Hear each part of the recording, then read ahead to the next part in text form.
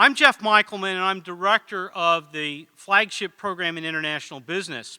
And along with my colleagues, Kate Mattingly-Lurch and Caitlin Jager, we'd like to welcome you to our celebration of international business, the 4th annual IB Week. The speakers have traveled far and wide to develop their expertise and insight that they will share with us this evening, and those of you that were here earlier already got a nice taste of that with Jerry Blackwood's speech. Ironically, we have the good fortune to have both Jerry and our next speaker, Mr. Bob Hart, on the faculty at UNF this year, and we hope that this will be the first of a long-term relationship with both of them. Bob has a very special relationship with me. We had the opportunity through a mutual friend to meet during this past summer, and while we were talking, it became very clear to me that I wanted Bob's experiences and his corporate journey, looking at corporate leadership, as well as his personal introspection, to be a model for our students. And back in July, Bob was good enough to commit to come in February, which is very hard with people that are enjoying retirement as Bob is, to be able to nail down a date as he did, and he scheduled his other engagements around that. So I appreciate that, Bob. Each of the students that are going to be speaking, you heard Josh a little bit ago, are really important parts of our international business program. And as you saw earlier, those of you who were here, Josh has offered a major contribution, as well as our next speaker, who not only is here studying at UNF and was born and raised in Brazil, but did a study abroad in her own right to Spain as a UNF marketing student. And Joanna Miranda, who is our second introducer, experienced that transformational opportunity, as John Delaney likes to call it, by studying at the University of Alicante in Alicante, Spain. She is a hard worker both in the classroom and beyond it, and she serves as one of the student assistants in the International Business Flagship, and she brightens our day every morning when we come into the office. Joanna will be graduating in May with a degree in marketing and a minor in Spanish, which is, again, indicative of who she is, that she speaks 3 languages fluently. Ladies and gentlemen, Joanna Miranda.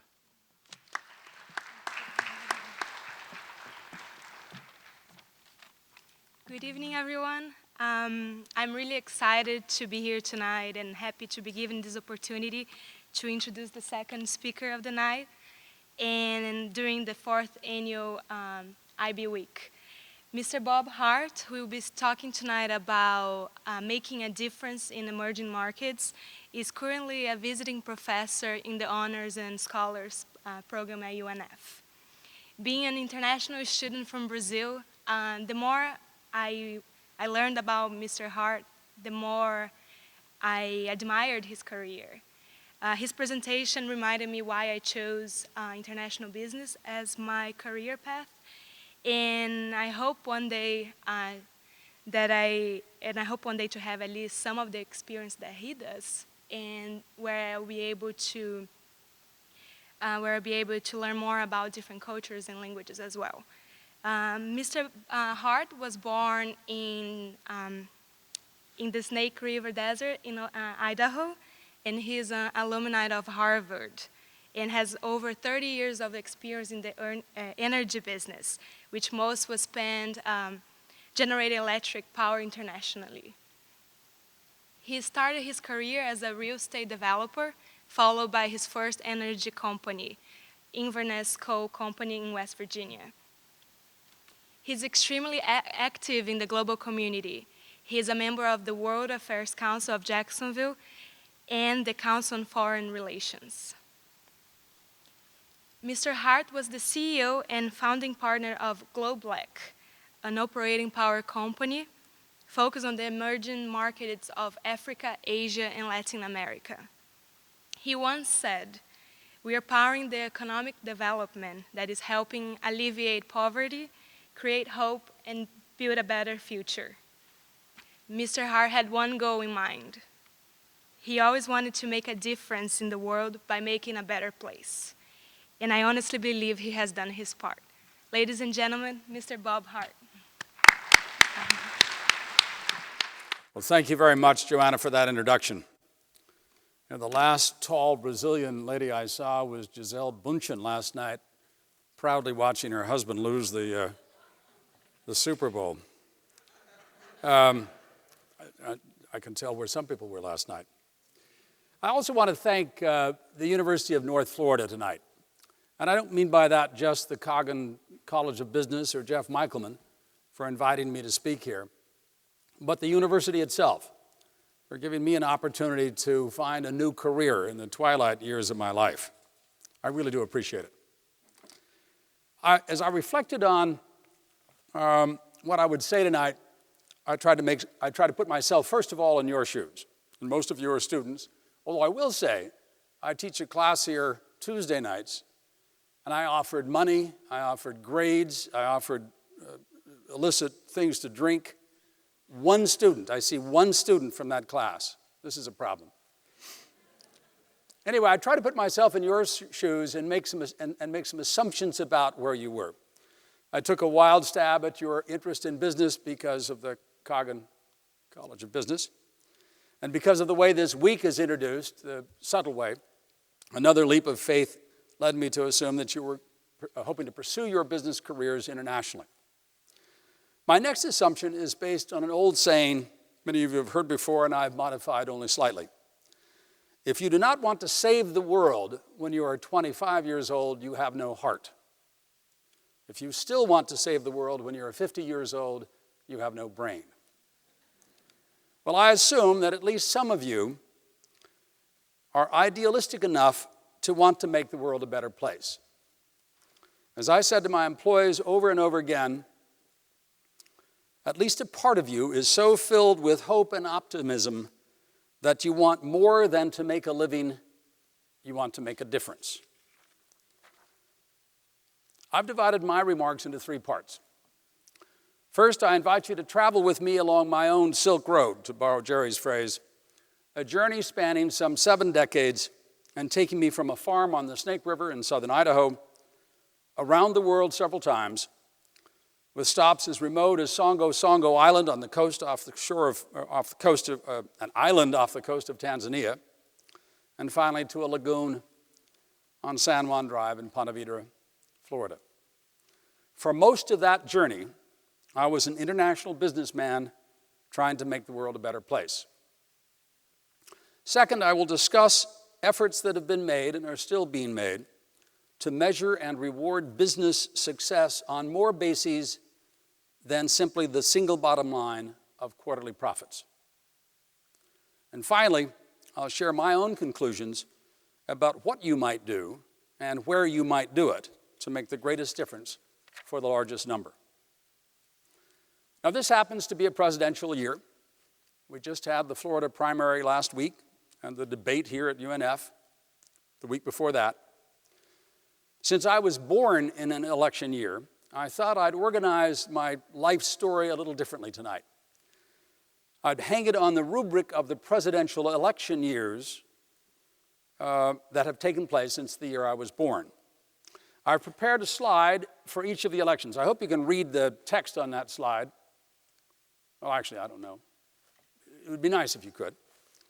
But it doesn't matter that much. I hope you can see the picture. That's not me. Oh, that's right. Professor Michelman urged that I repeat, the slideshow will be available for the students and for a fee to others of you, along, I think, with a videotape of this of the proceedings tonight and the text of the comments. The text on each slide is divided into two parts. The upper part lists some key facts about the term of the particular president. There are 13 presidents since I was born. You'll see a growing population. You'll see a changing growth in GNP per capita. An interesting trend I followed was the declining share, or the changing share, not just declining, the share of our private labor force represented by organized labor. I also show the marginal tax rate for the top income earners in the United States during each of these presidencies. Actually, the data I use is the data in the second year after the election of each president, so the 1945 and so on and so forth. I try to mention dominant foreign policy themes or wars or other major events in that president's term or terms. And then the bottom part of the slide I've devoted to a few terribly important facts about my own life. As it happened, I entered the world during the presidency of Franklin Roosevelt. I have to tell you, I loved the way that sounds. I entered this world under the presidency of Franklin Roosevelt. That makes me fairly old. Now, he died only a few months after I was born. Nonetheless, the policy framework created by Roosevelt governed this country during the first half of my life very solidly. In his response to the Great Depression, Roosevelt took the concept of a large and active government to a whole new level. He created numerous regulatory agencies and regulatory bodies of law and regulation, many of which are still around today. He famously considered the federal government to be the employer of last resort, putting the unemployed to work to build some of our greatest dams and expand some of our national parks. My parents were part of what Tom Brokaw famously described as the greatest generation. They won the war both around the world and here at home. They made the United States into the world's undisputed greatest power, not only because of the massive industrial juggernaut they built to make the materiel required to win the war abroad, but also because every potentially great power around the world was left in tatters when the shooting stopped. While there were a few bumps along the way as the wartime economy converted back to supplying the needs of peace, this greatest generation came home to finish their educations with support from the GI Bill, to start millions of Leave It to Beaver families, and to become part of the largest middle class in world history. Harry Truman is generally given very high marks by historians, more so by historians than current observers of his presidency. He is so in no small part because he made lots of tough decisions. He famously said, "The buck stops here." He made the decision to drop the bombs, the atomic bombs, on Japan. He made the decision to go into Korea. He made the decision to fire a very popular General MacArthur. However, he made the decision to enter and form NATO, the decisions to form the United Nations, the decisions to form the Bretton Woods institutions, the World Bank and the IMF. His domestic policy program was called the Fair Deal, an important change in Roosevelt's New Deal.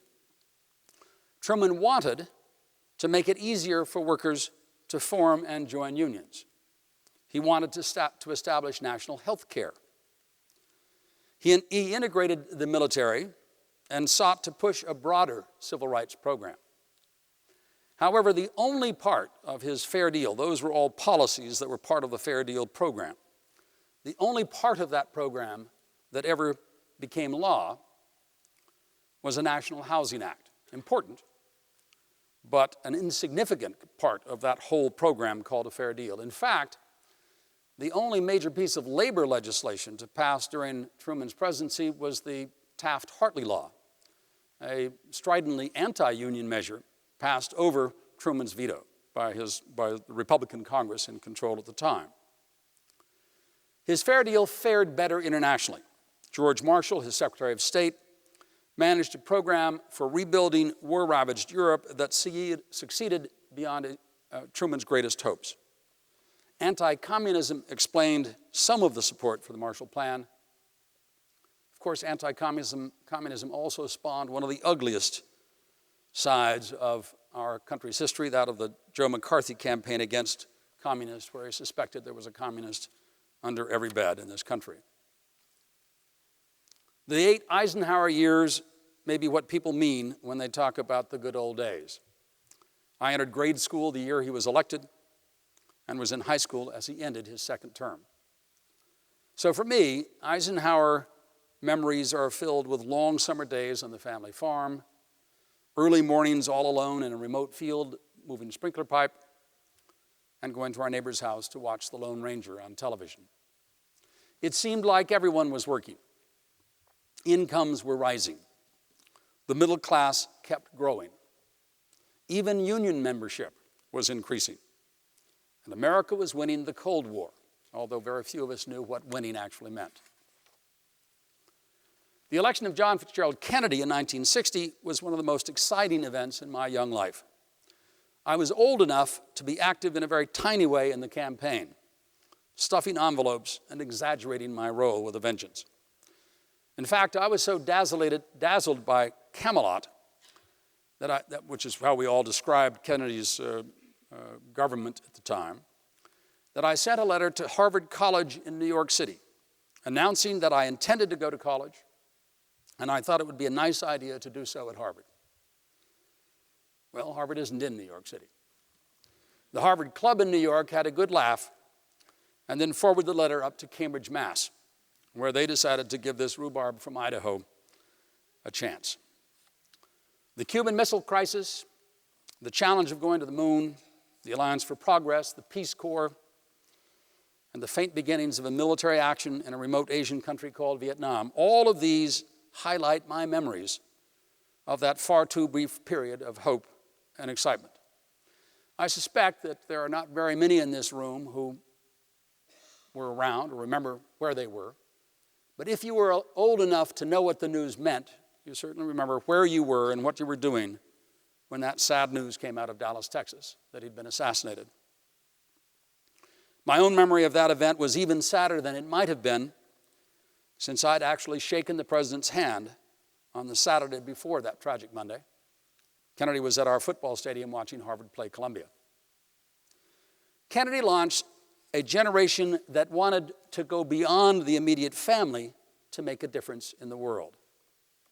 At home, many of us became active in the civil rights movement and later in the community organization efforts to win the war on poverty. Abroad, Kennedy created the Peace Corps, where more than 200,000 volunteers have worked in the years since then in poor countries around the world. Lyndon Johnson finished Kennedy's term and won a single term on his own. Sadly, many of us will always remember Johnson for Vietnam, and only for Vietnam. That disastrous war defined American politics until at least the last election. Some argue that the divisions created by Vietnam continue to separate Americans to this day. The fact is, however, that Johnson did a great deal more than wage that futile war. The Civil Rights Act of 1964 changed this country in ways that most of you cannot even imagine. Johnson launched a war on poverty in his Great Society, a war that continued for almost as long as the Cold War. Significantly, the progress made by Johnson and the Democrats during the late 60s may have been the precipitant event in the shift of the American South from a solidly Democratic stronghold to what is today a reliably Republican bloc. It was also during the 60s that American companies began to move their production from what we now call the Rust Belt states of the industrial Midwest to the largely non-union South. And while most of us at that time still thought Japanese cars and cameras were badly built and would never last, Japan was already emerging as the leader of a rapidly growing Asian economic bloc. To a very significant extent, I believe that the Johnson years shaped my destiny. I went to Germany to be a missionary for the Mormons, learning German and developing a powerful wanderlust. I came back to Cambridge to write my honors thesis about political and economic development in the Dominican Republic, learning a bit of Spanish in this process. I worked for almost 2 years in the anti-war effort, and I worked alongside my fellow student activists in the slums of Roxbury, one of the poorest communities of Boston. All these activities heightened my desire to change the world. I was just optimistic and naive enough to believe that I could actually do that. I'd worked as a gopher in campaigns as early as the mid-50s for Adlai Stevenson. But it was the 1968 campaign that began my full-time involvement in presidential politics. The driving force, of course, was the war in Vietnam, which separated our country politically, generationally, and economically. For all intents and purposes, I left Cambridge in the fall of 1967 to work full-time for Senator Gene McCarthy's losing effort to become the peace candidate for president. It was one of the most fun and exciting periods of my life. I was both a McCarthy floor leader and the sergeant-at-arms for the Idaho delegation at the Chicago Democratic Convention. But for better or for worse, that campaign also ended my involvement in presidential politics. I left my active participation on the streets of Chicago. The Nixon years largely saw a continuation of the political and economic policies of the 5 presidents who preceded him.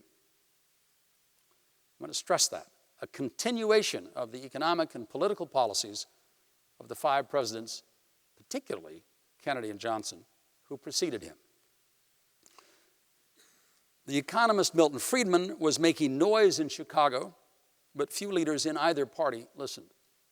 Friedrich Hayek was still a very obscure Austrian known only to a tiny handful of other Austrians, and maybe to some academics.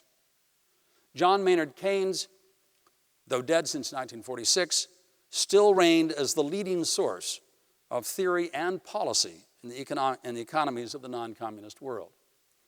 Nixon famously proclaimed, "We are all Keynesians now." Taxes continued to be high at the margin.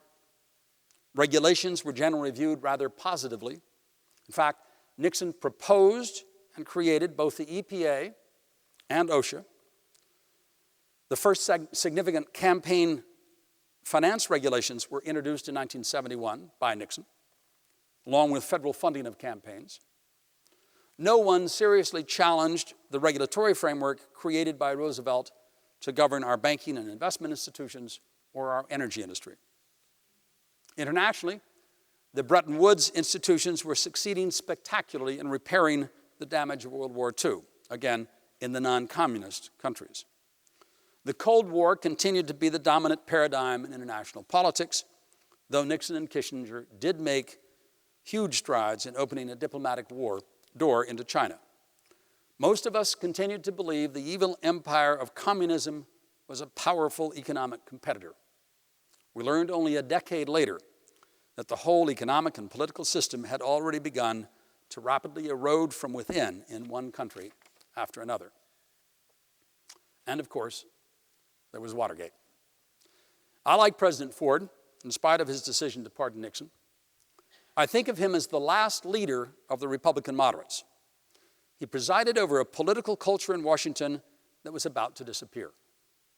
Most members of Congress at the time moved their families to Washington after they were elected. They became friends, Democrats and Republicans.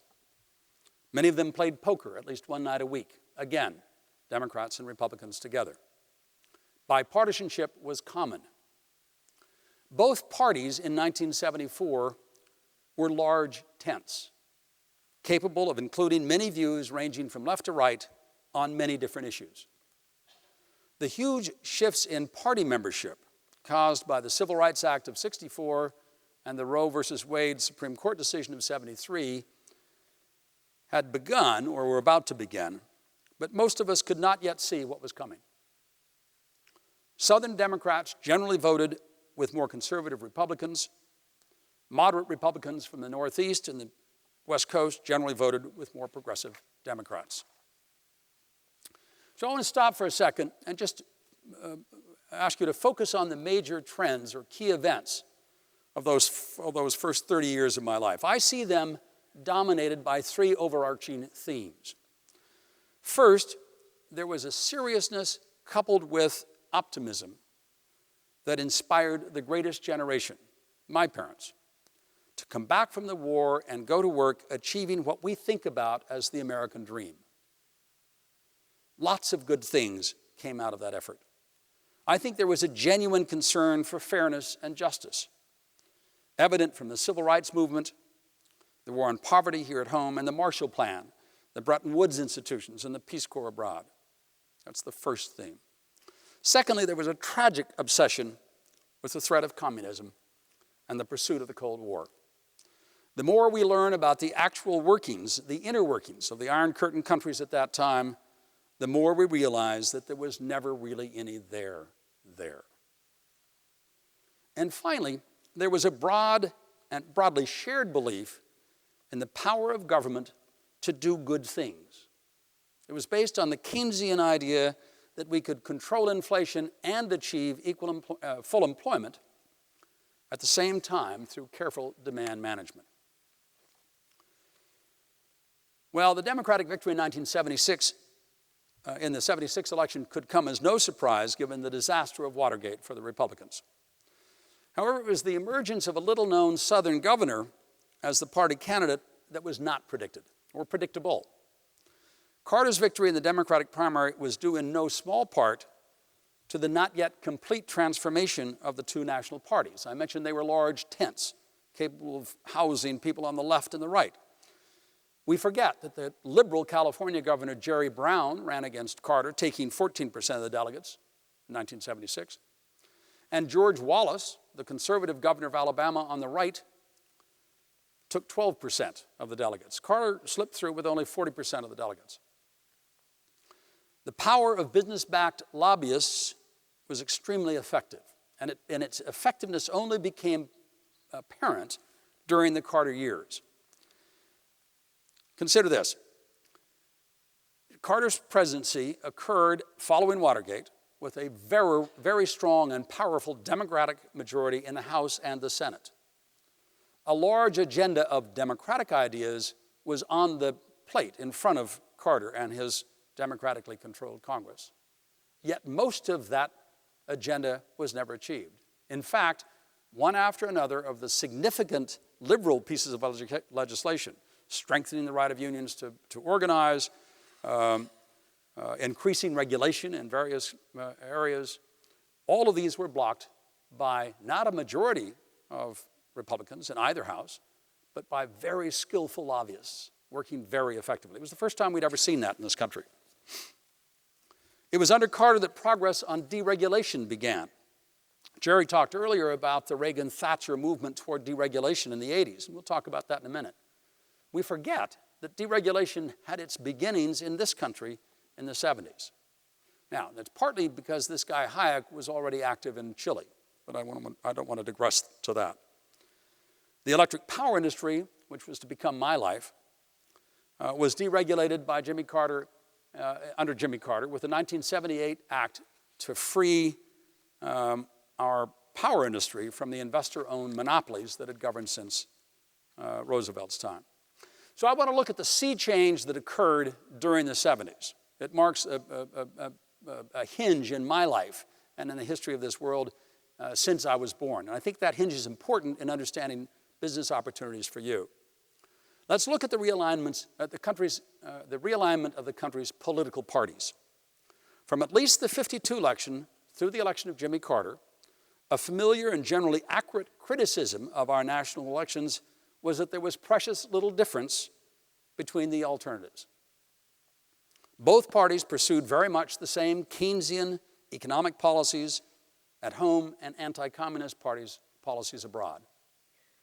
As divisive as the Vietnam War was for my generation, one would be hard-pressed to convince me that there was much difference in the approaches of Humphrey and Nixon in the election in 1968, or frankly, between Carter and Ford in 1976. But this had completely changed by 1980. Reagan offered stark contrasts to both Carter and Mondale, contrasts that have persisted ever since. Polarization has increased every year since 1975. The importance of this is that neither party is required by its membership to cater to the center. In fact, there's a strong tendency to move to the far right for Republicans and to the far left for Democrats. Now, I believe in what's called asymmetrical polarization. The Republican right has moved further to the right than the Democratic left has moved to the left, and thus the political center in this country has moved to the right in accordance with that asymmetrical pattern. But the parties have realigned. There is no longer a big tent on either side. Second, I want to look at the massive transfer of wealth from oil users to oil producers. It began in that decade of the 70s. We are talking about several trillions of dollars. The global funding of Islamic extremism would never have been possible before this oil wealth transfer. The corruption of Russia's nascent democracy during the first 10 years after the end of the Cold War was financed by oil. I could go on. Third, look at the big role of money, corporate money in politics. It's hard to remember what our political system looked like before big money became so terribly important. A process that began in the 70s and has reached the point where today a single casino billionaire can swing an election. With its Citizen United decision, the Supreme Court has made any serious change in this condition dependent on a constitutional amendment. And finally, consider the mega theme prevailing in economics. The global sea change that changed my life the most was the shift from Keynes to Hayek as the dominant political economist. I have to confess that I'd never heard the name Friedrich von Hayek until I started working in Eastern Europe in 1989.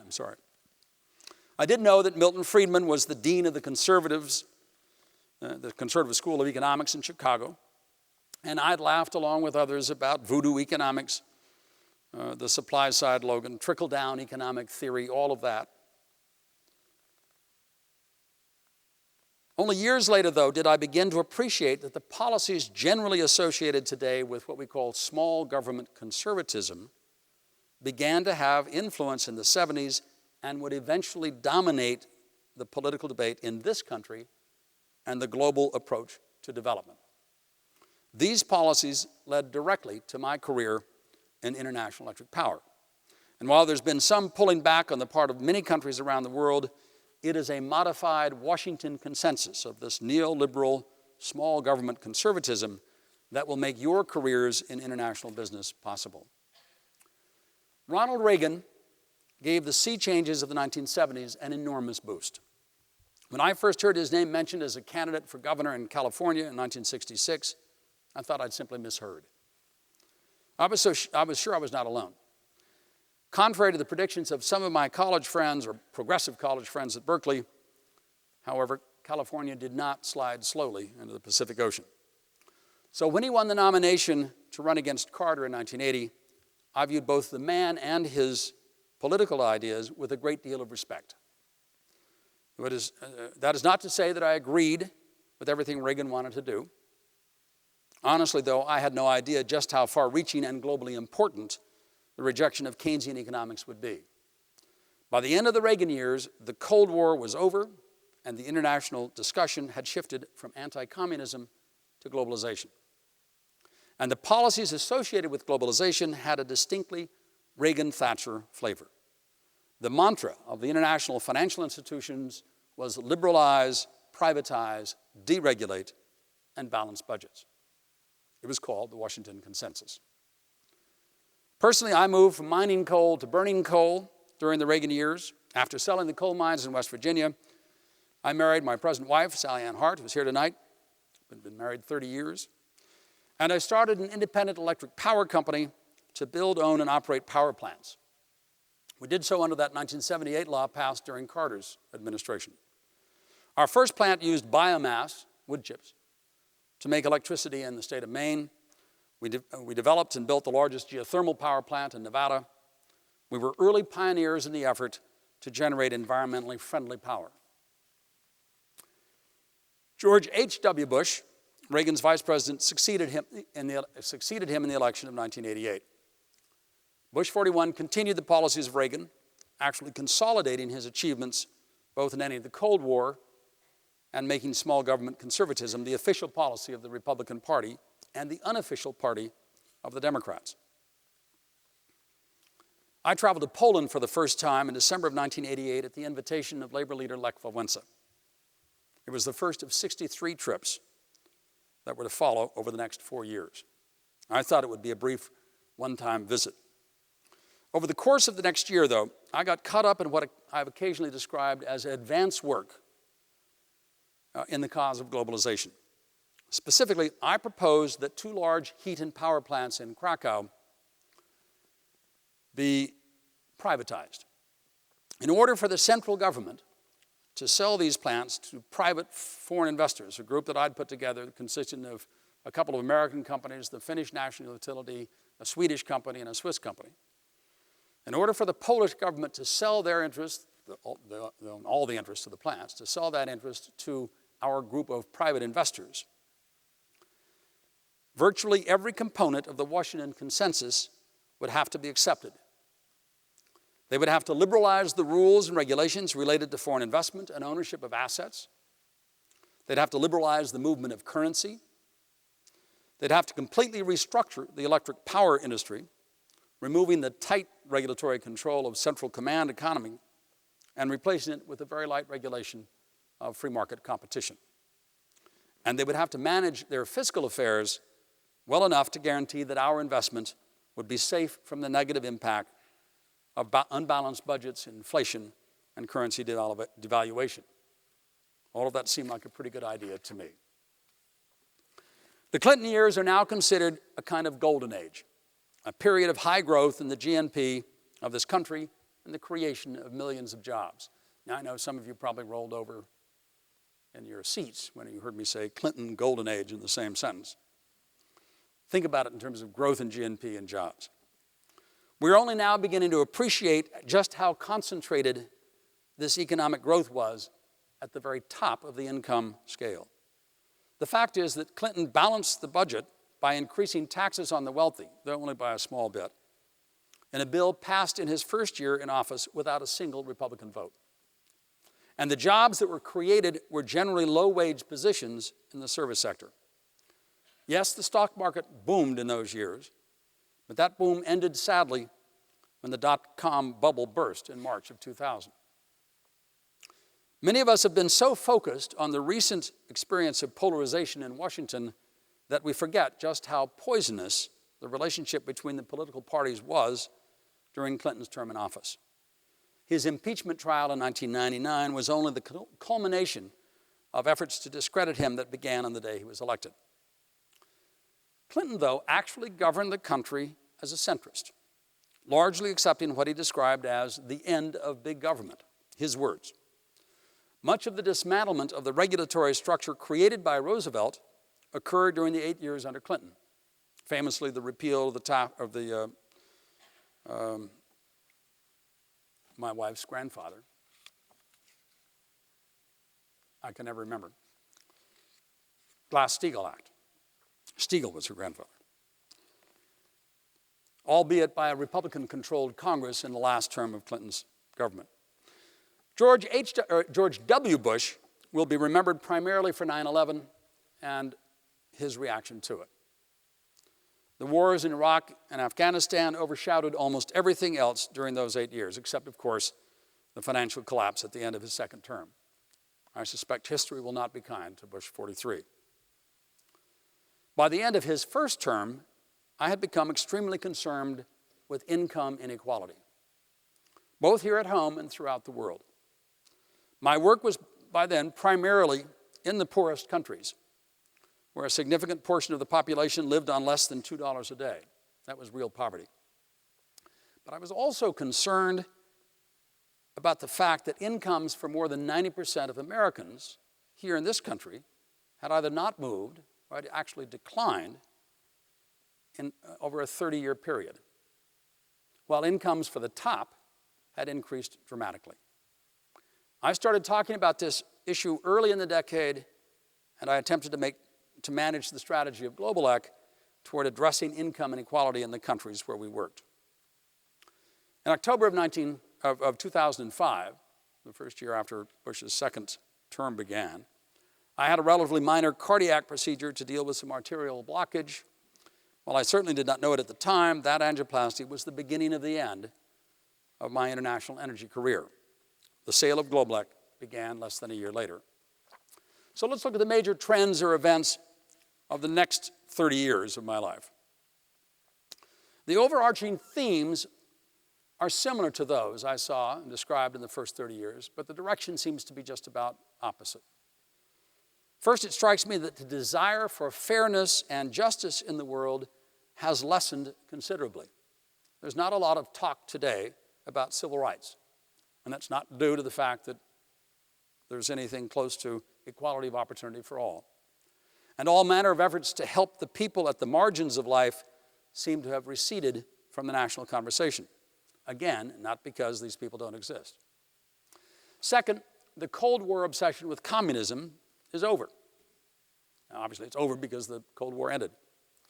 Though we still occasionally hear some politicians talking about the free world, a concept that's disappeared more than 30 years ago.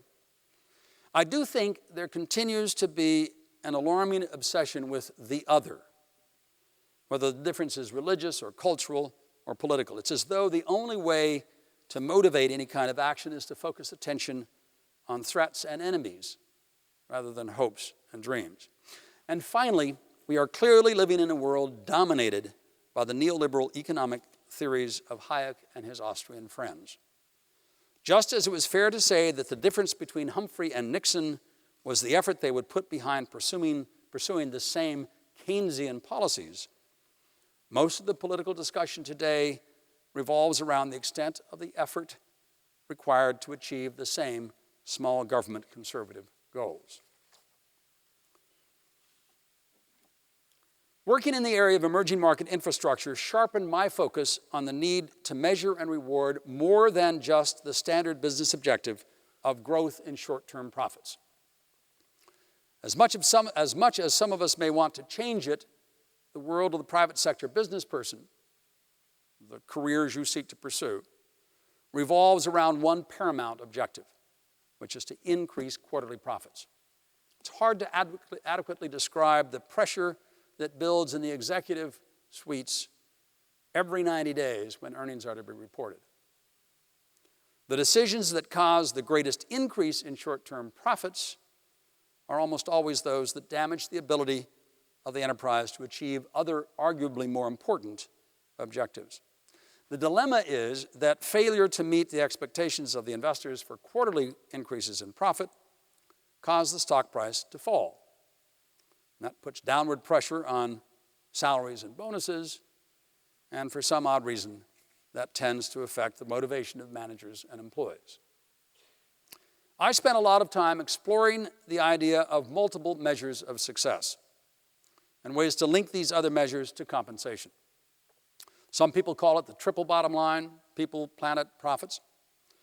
Under the people category, I like to include both our own employees and the people who lived in the communities near our power plants. Planet considerations for hydrocarbon power plants are easy to identify, since we're probably the major contributors to global warming. And on profits, I worked hard to devise methods of measuring and rewarding sustainable long-term profits. The overwhelming majority of investors, however, care nothing at all about this effort. Almost all investments are incredibly impersonal. The only thing that matters is stock performance, and short-term profit has the greatest impact on stock price, full stop. But for those of you interested in this concept, as I was throughout my career, it's important to know that there are places to go for investors who are socially conscious. There are, in fact, investors described just that way, describing themselves as just that kind of investor. And there are slices at almost every large investment fund devoted to socially conscious investments. I have to be honest, though, that it was extremely hard to attract interest from these investors for a power generation. Hydrocarbon is a negative on almost everybody's investment list. Everybody's socially conscious. And there's also a bias among environmentalists against big things in general. However, there is so incredibly much capital out there looking for a decent home that even a tiny slice is more than enough to finance a good idea that makes a difference. Finally, I want to say something directly to those of you in the audience tonight who have an interest in the idea of making a difference in the world with what you do in your life. I'm assuming that you will seek to do that in the business world and again, internationally. So let me make a few observations. First, there is business and there is business. Some business opportunities are degrading to our lives and to the planet. Human trafficking, illegal drug dealing, weapons trading, these come to mind. Some businesses play only to greed, adding nothing of lasting value. I put much of the financial derivative industry in this category, along with much of the rest of what we think about as Wall Street. That's just my bias. There are 4 areas that I believe offer the opportunity to make the most difference. It should come as no surprise that I put infrastructure at the top of my list. Infrastructure puts multiples on multiples. Not only are infrastructure jobs create a multiple of about 1.4 jobs to each one in infrastructure, but the very fact that it's infrastructure makes other high multiple jobs possible. Infrastructure allows for manufacturing, which is high multiple. Second, I put those businesses that make things way ahead of the businesses that only shuffle paper. Not only are most manufacturing activities relatively high labor content, but as I mentioned, they have a high multiple on other job creation. Both education and healthcare make it into my top 4, but they do so with an asterisk. I like them because they matter so much, both currently and for generations to come. The lives of the people educated and cared for today are immeasurably improved, but so are the lives of their children and their children's children. Now for the asterisk. I think we need to be very careful to distinguish public goods from private goods. Generally, I prefer that public goods be provided without the potential distortion of the profit motive. So, for example, I'm not a fan of profit-motivated mercenaries fighting our wars. Nor do I much like the idea of for-profit prisons. For me, the jury is, to some extent, still out on the idea of for-profit charter schools and some of the other money-making applications or approaches to education.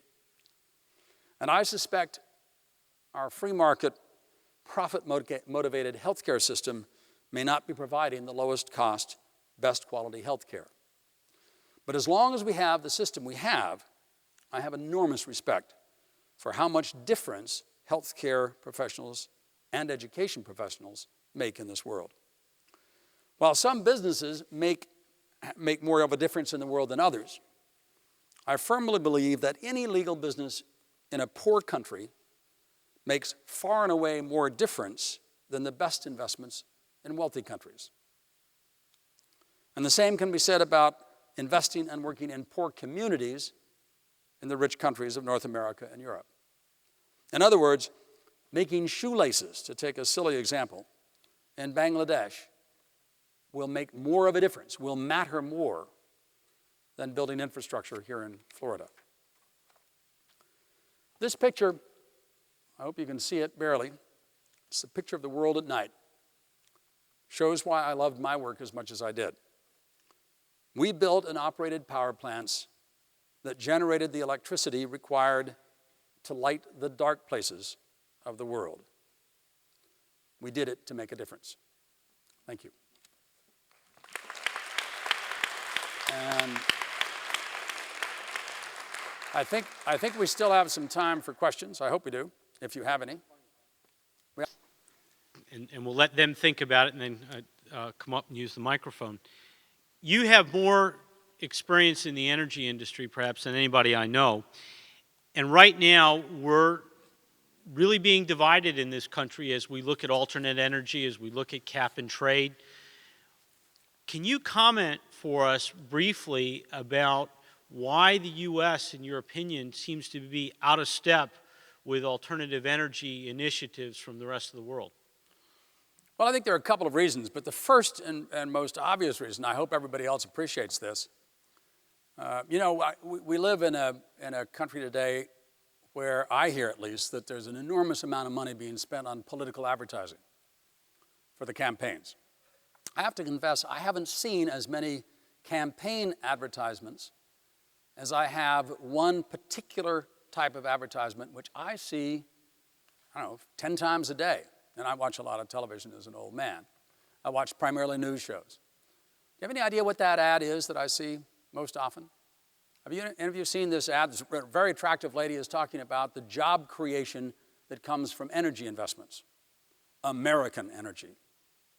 And that American energy, that good American energy, is hydrocarbon.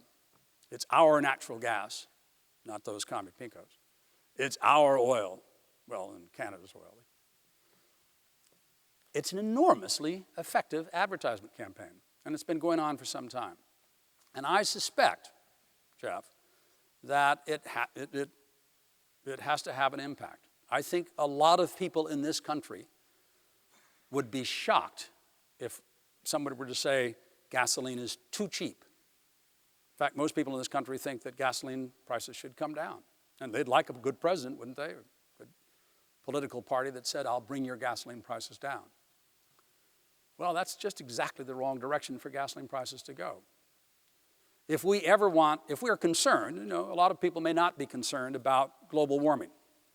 I think, and I say this with as much respect as I can muster, I studied that science for a long time. It started when I was in the coal industry, and there was an enormous amount of money paid by other coal operators. I owned a coal mine in West Virginia. And we'd meet as owners of coal mines occasionally to talk about how to advance our cause in the world. And one of the things we did is said that trees cause acid rain. Trees and birds, and maybe small children, I don't know. Well, just think about that. But I'd go to those meetings and I'd think that's probably a good idea. Let's just tell people that. Trees, birds, and little children cause acid rain. Well, that's not true. Coal causes acid rain and coal burning. But it took a long while to get past the horse pucky and into some kind of appreciation for the science behind what was just as obvious as the nose on your face. And it took that while because I had an economic stake in the other answer. And frankly, for my whole business career, I've had an economic stake in the other answer on energy. It makes me more money for global warming to be a lie. It makes me more money for people to believe that they can find all of the energy independence in the world right here in America. Well, both things are not the case. I think global warming is real, and that we contribute a great deal to it. And we contribute more to it every year that we continue to burn the high-intensity hydrocarbons that we burn, coal particularly, to make electricity. But the vast lobby against that, the fact that we've created in this country, incredibly, we've created in this country the possibility that the science is wrong. I think about it, and I don't want to go too much on this, but I think it's important to say this. I think about these hurricane forecast charts that we see all the time here in Florida, or actually see them anywhere in the world. There'll be 45 computer models that show that the hurricane is going to hit right there in New Orleans. But then there's one model that shows it going off here to Corpus Christi, and another model that shows it going off here to Miami. 2 out of 90 forecasts, right? Can you imagine if the mayor of New Orleans or the governor of Louisiana, or the governor of Mississippi said, not a proven science. We don't have to prepare for the hurricane. See there's a possibility it could go to Corpus or to Miami. That's about where the science or the scientific questioning of global warming is. Sure, there's a scenario that shows that it's not really us that's causing it. It's caused by trees and birds and little children.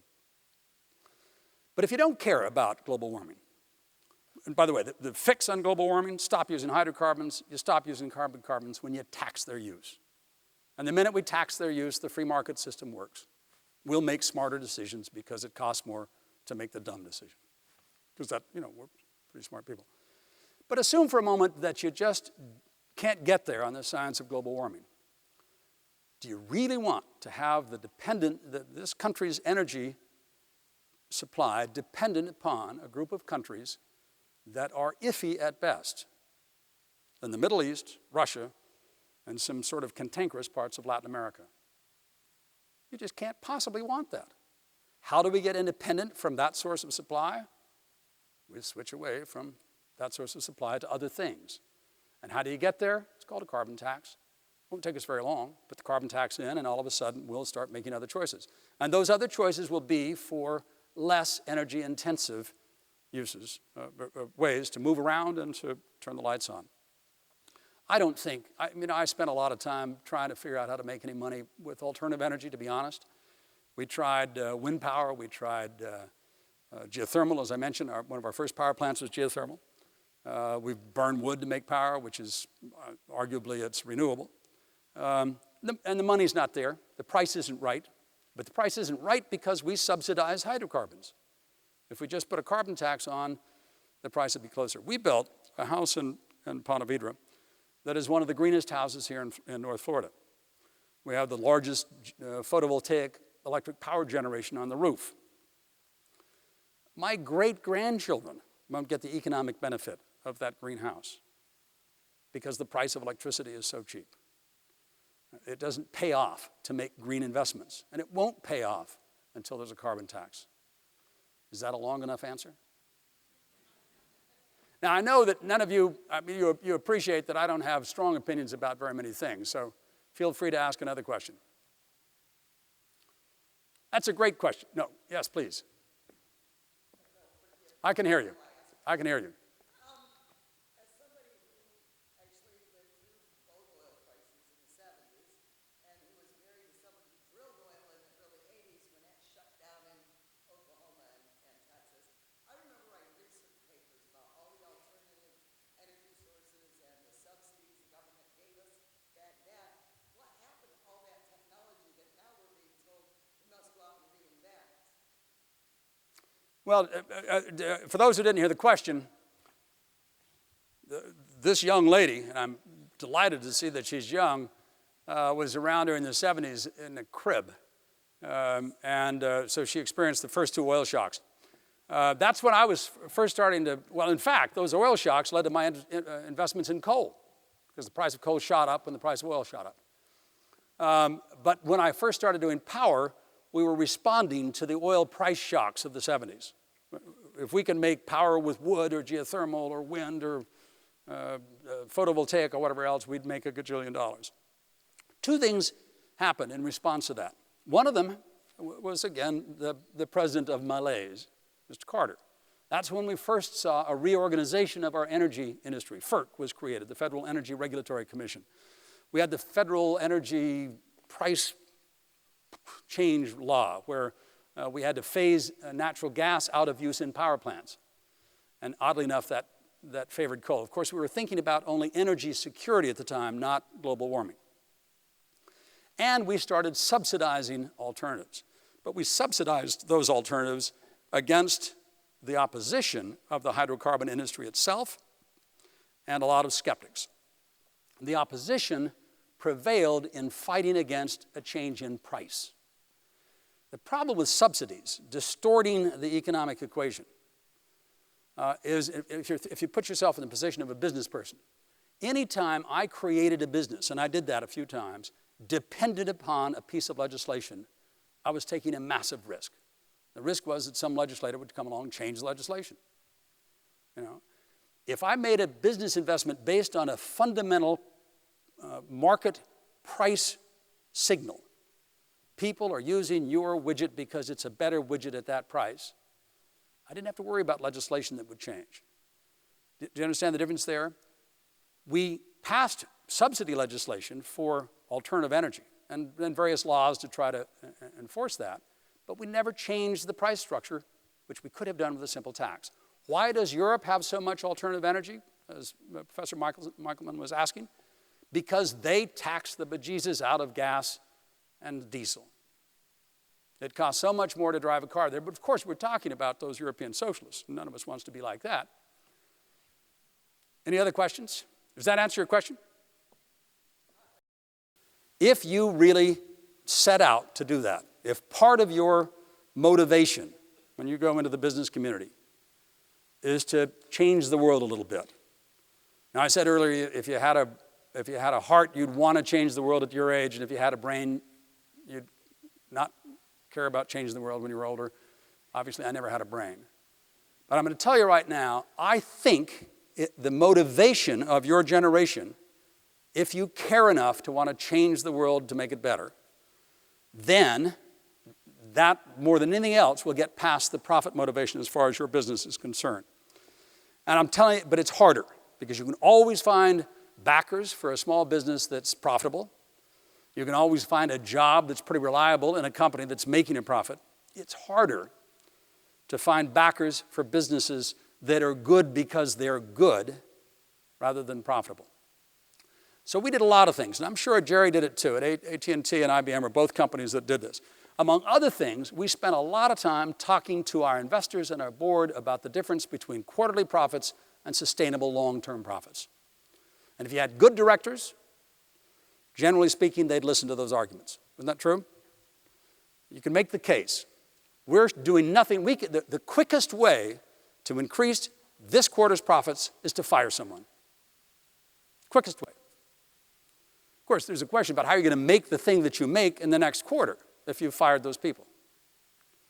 Or cut out your service group.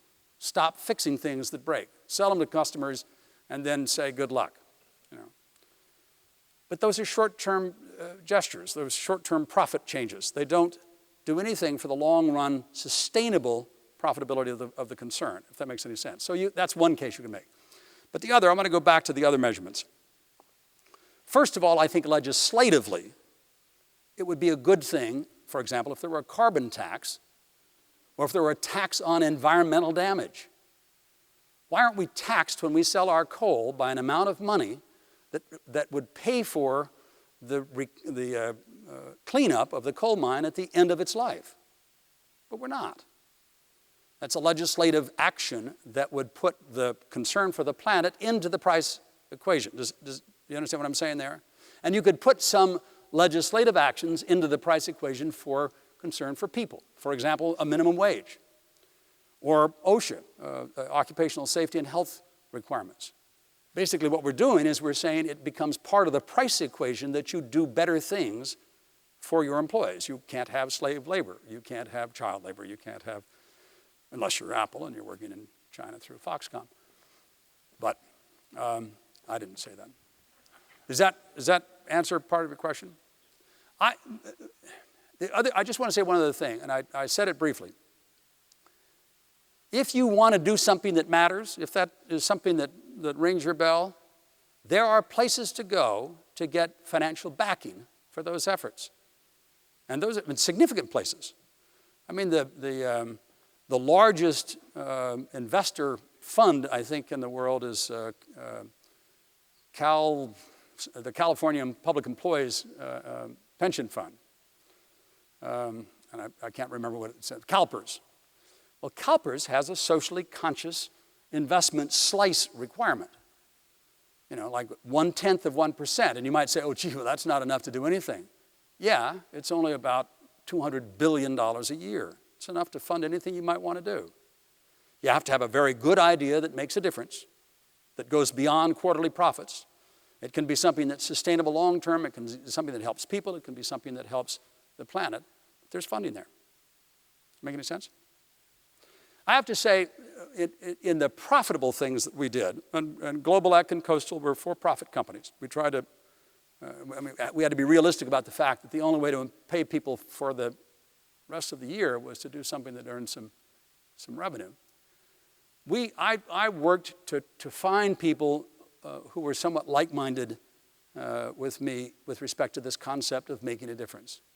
We were all, to some extent, missionaries. You don't go to Bangladesh to generate power, or to Egypt, or to Tanzania, or Uganda, if all you want to do is make money. You do that in Kansas or Missouri. It's harder to do things in the poor countries. But boy, the difference you make. I really meant what I said. A shoelace, a chocolate factory in a poor country makes an enormous amount of difference in the lives of all the people in that community. Much more so than similar activities in rich countries. So if you want to make a difference, international business, I believe, is a way to do it. Any other questions? As you can tell, I don't need a question to speak. You mentioned before that you had a house that was run pretty much off of green technology.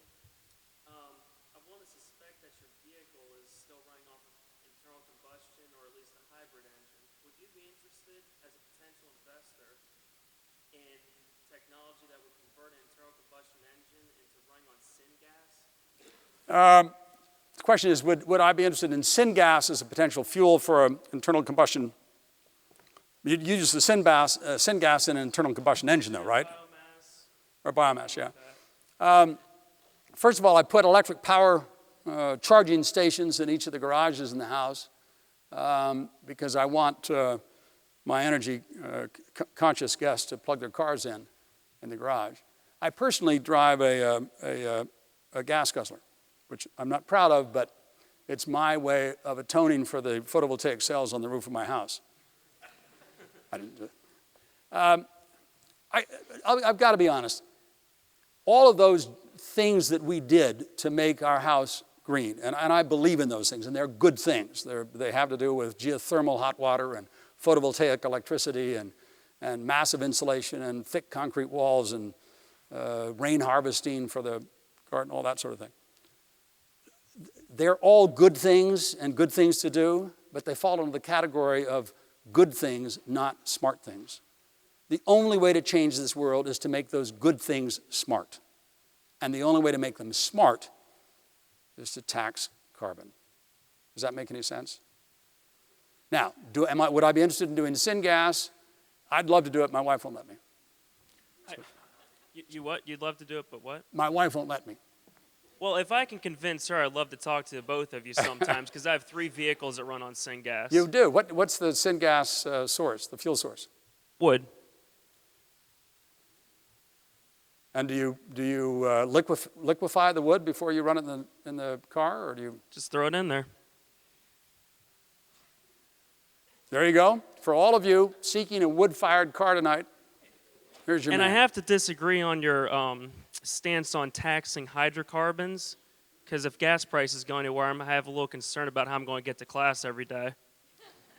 Well, and that's a very legitimate, frankly, in all seriousness, a legitimate argument against what I believe to be a smart energy policy, which is carbon tax, is that our economy isn't designed to work with the right price of energy products. I don't think we've priced the oil shocks of 1973 and 1979 into the economy. I don't think they're there yet. We're still buying gasoline in this country for what, $3.50 or $3.25, and sending trillions of dollars to the Middle East and to Russia and Venezuela and Nigeria for hydrocarbons. It doesn't make sense. Somehow, some way, I think we're doing the wrong things. I see some of the students have to leave, and that's a good thing. Thank you all very much for listening, and thank you again, Jeff and Coggin, for inviting me.